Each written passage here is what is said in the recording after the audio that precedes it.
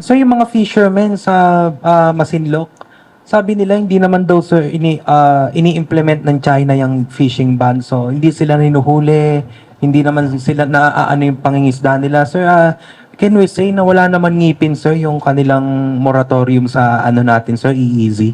As of this morning in my conversation with the Acting Commander Naval Forces Northern Luzon, the feedback from our fisher folks is that they are allowed to fish so long as they do not enter into Bajo de Masinloc. In the past ba, sir, ini-implement nila to? The pronouncement started in 2021 when the law was passed. And each year there is a pronouncement. I have not come across any report that it was implemented. Hindi sila nanguhuli, sir, ng Pilipino, sir. Yes, I have not come across any report of not only Filipino fishermen but also other maritime ASEAN fishermen like coming from Indonesia, Malaysia, or Vietnam.